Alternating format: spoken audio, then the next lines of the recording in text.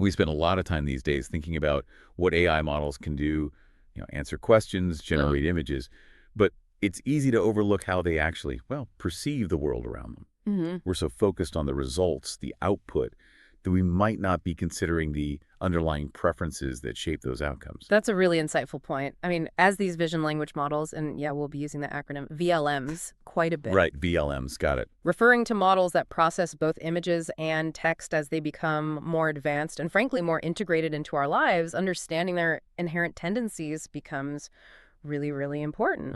It's not just about what they can do anymore. It's about getting, a bigger picture of how these powerful tools operate. Exactly. And that's the core of our deep dive today. We're looking into a fascinating recent study that tries to sort of pin down these VLM preferences by examining something surprisingly human, our values. And the researchers took a really interesting approach here. They looked at the vast amount of short video content we all see daily, stuff on platforms like TikTok, YouTube Shorts, Instagram Reels. Wow, okay. Yeah, and we're talking about a huge amount of videos analyzed. 50,000, that's a lot of scrolling, even for an AI. Yeah. So our goal today, then, is to understand how these VLMs actually perceive and react to content that reflects fundamental human values. Can they even develop something like a persona in what they seem to like and dislike? We're aiming to give you a quick way to understand this complex and definitely fast-moving field. Okay, let's unpack this. Right. So the researchers realized that the usual ways we test VLMs often focus on very specific tasks like object recognition or captioning. Yeah, very functional. Exactly. So to get at these more abstract aspects like preferences, maybe even personality traits, they created a new benchmark called value spectrum. Value spectrum. Okay. Sounds like a way to see what makes these models tick. What exactly does it do? Well, it's designed to assess VLMs based on Schwartz's theory of value dimensions. Schwartz theory. Yeah, you can think of these dimensions as the basic guiding principles that shape what humans prefer and, how we act. So instead of just asking if a VLM can correctly identify, say, a cat in a picture, Value Spectrum tries to understand what kind of content resonates with the model on a deeper level based on these underlying human values. That's a really smart way to look at it, actually, going beyond just the task. Yep. So how did they actually collect all that social media video data to use with this value spectrum benchmark? Must have been quite the process. It was. They essentially built a VLM agent, an automated system powered by a VLM itself, to basically act like it was browsing social media. Huh, like a little digital user? Pretty much. This agent was active on TikTok, YouTube Shorts, and Instagram Reels over several months, running from the end of July to the end of October in 2024. A digital explorer, in a sense. What kind of videos were they looking at? Was it specific stuff? No, it was a really wide variety, trying to mirror what you'd actually find when you're just, scrolling through your feed. Right. So family moments, health tips, hobby videos, societal trends, the latest in tech, kind of the whole range of short-form video content. Makes sense. And to handle all this visual information, they created something called a vector database using the CLIP model. CLIP model .vector database. Okay. Break that down a bit. Sure. Think of the CLIP model as a way for the AI to sort of understand the content of an image, not just see pixels. It allows it to categorize and compare images based on their meaning. Okay. More conceptual. Exactly. And this vector database acts like a highly organized library. Images with similar meanings or related values are stored, let's say, close together digitally, so they're easy to retrieve. So they could essentially say, okay, find me videos that relate to kindness or success, and the database could pull up relevant screenshots based on that understanding. Precisely. Okay, here's where it gets really interesting for me. What did they find out about the inherent preferences of these VLMs? Were there any general trends? Absolutely. Across many of the VLMs they tested, there was a general tendency to value things like universalism, which, includes fairness, awareness of global issues, and benevolence, which focuses more on kindness and caring for others. That sounds surprisingly, well, positive, almost human-like in a way. Yeah. What about the opposite?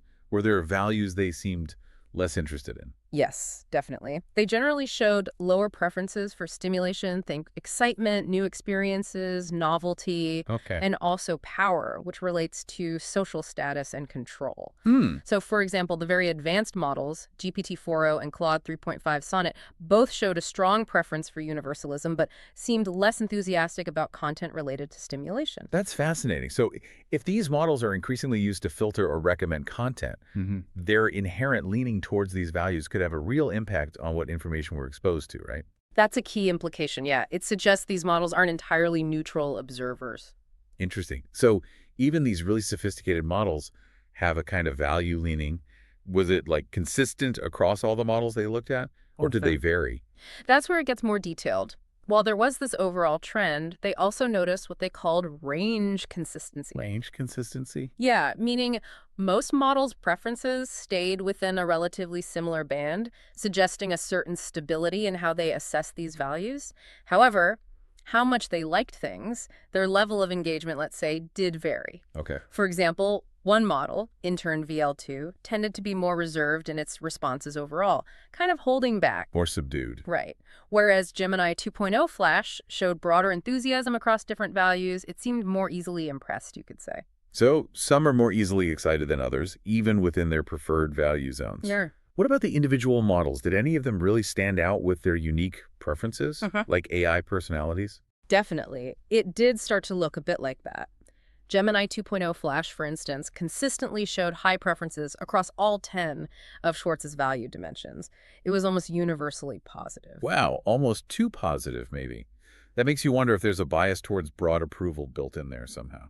It's a good question. On the other hand, you had Claude 3.5 Sonnet with a very strong preference for universalism, but a low affinity for power and stimulation. Very specific profile there. Right. GPT-4o was pretty balanced, hovering around a preference score of 80 for most things, except for that lower score in stimulation. And again, strong on universalism and benevolence. And what about the other models they looked at? Any surprises there? Well, Blip 2 was quite different. It scored low across most values, and its responses were the most inconsistent. Inconsistent how? The researchers noted it often gave really short, sometimes unclear answers. It suggests it might have difficulty actually showing clear likes or dislikes effectively. Okay. CogVLM2 was interesting because it showed a high preference for power, which was different from most of the other models. A bit of an outlier there. Intern VL2, as we mentioned, had low engagement overall and particularly disliked stimulation, but it did show some specific preferences in certain areas, so it wasn't totally flat. Right. Quen 2.5 VL Plus had a broad range of scores, but was relatively stable, and like many others, showed an aversion to stimulation. Okay. And finally, DeepSeek VL2 was very balanced, maybe slightly prioritizing benevolence, but generally quite even-keeled. It really is almost like we're seeing the personalities of these different AI models emerge through their value preferences. So they have these inherent tendencies, these sort of default settings. Yeah. But can we actually influence them? Could we get a VLM to adopt a specific persona with different values? That was the next really interesting part of the study. They looked right into this idea of persona adoption, essentially trying to get the VLMs to role play. Role play, okay. Yeah, and they used two main methods to try and achieve this. A simple method and one called ISQ. Stands for Inductive Scoring Questionnaire. Okay, tell me more about these techniques for getting the AI to take on a persona. What did the simple method involve? Just telling it who to be? Pretty much. With the simple method, they directly told the VLM what kind of personality to have using a straightforward prompt. Like what? Something like, you are a person who has these traits, and then list some personality traits. Then they would just show it an image and ask if it was interested in the content. Simple as that. Okay, and they tried this across the different platforms, TikTok, YouTube. Yes, TikTok, YouTube, and Instagram. And did these AI actors get into character? Did it work? Well, the results really seem to depend on the platform. TikTok seemed to be the most effective place to get them to adopt personalities, especially for models like GPT-4o and CogVLM. Really? Why TikTok, do you think? They didn't definitively say why, but maybe something about the content or the rapid-fire nature. In fact, GPT-4o showed what the researchers called overfitting on TikTok. Overfitting, meaning Its responses became very, very closely tied to the assigned roles and perhaps also what TikTok's own recommendation system tends to surface. It got too into character, maybe. Huh, interesting. But this strong alignment didn't happen with all models. Claude 3.5 Sonnet, for example, didn't do as well on TikTok with this simple method. And generally, performance was lower on YouTube and Instagram. Huh. CogVLM stood out as being quite good at adopting role-specific preferences with this simple method. QuenVL Plus showed some signs of doing so, a partial adherence. And Blip2, again, didn't really seem to engage much. So just telling them to be a certain way can have some effect, particularly on certain platforms like TikTok, but it's not guaranteed. Yeah. What about this ISQ method? How is that different?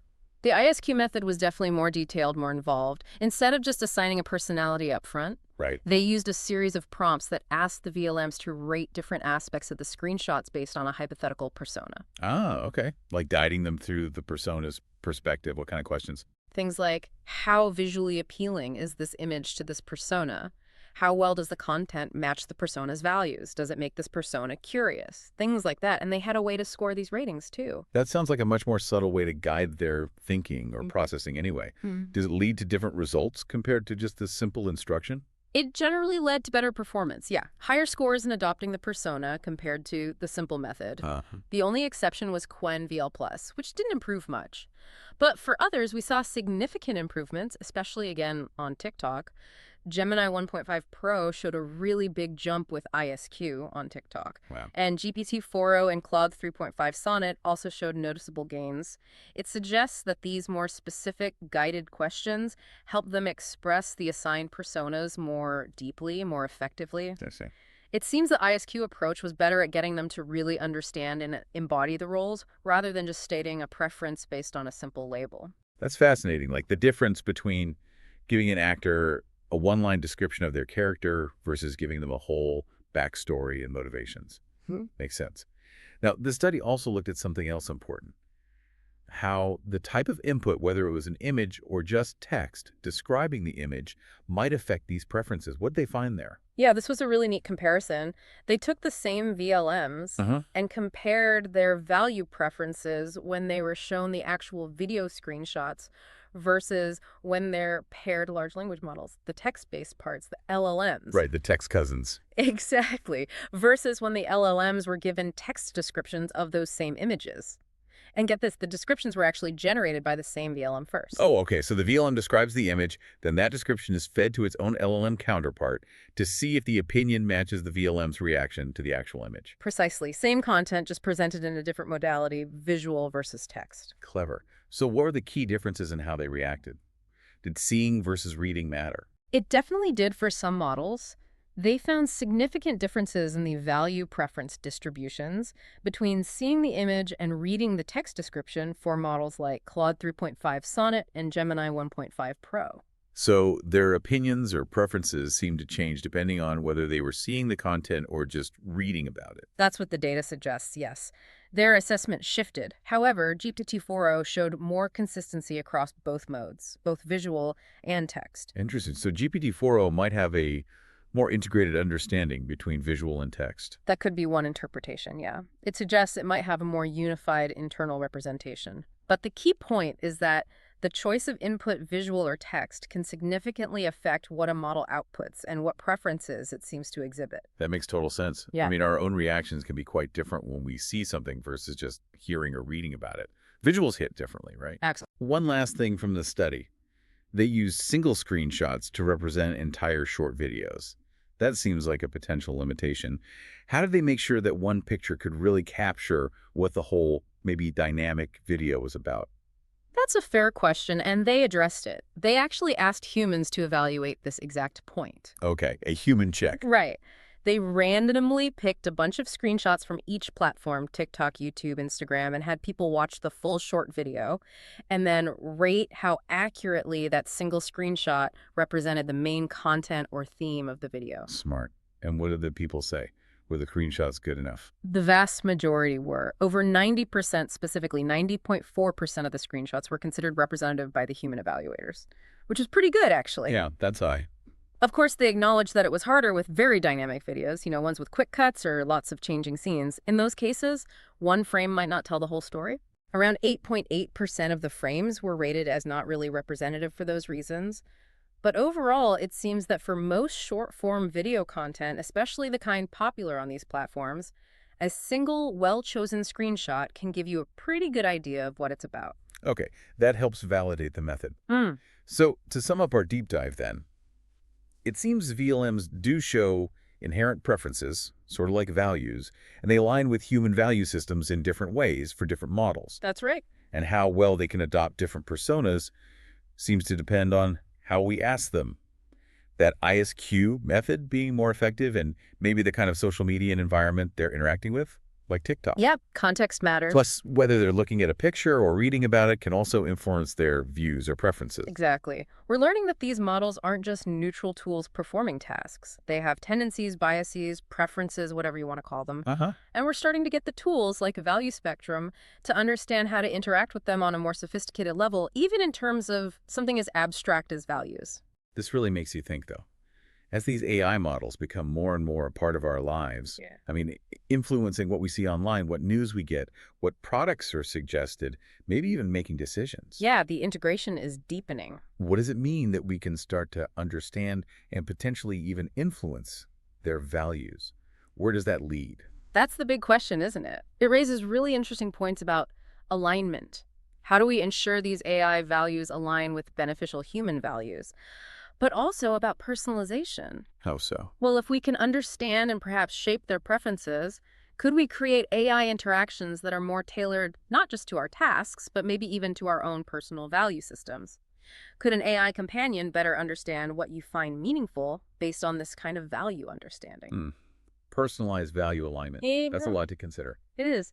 And how these inherent preferences might reflect or even amplify societal values is another whole area. Lots of fascinating questions to chew on. Maybe future research can explore how cultural factors might influence these AI values, or look at even broader aspects of what makes up a personality for an AI, beyond just these value dimensions. Definitely fertile ground for more research. So if you, the listener, want to dive even deeper into the specifics of how this study was done, see all the charts and the detailed findings for each model, we definitely encourage you to check out the linked research paper.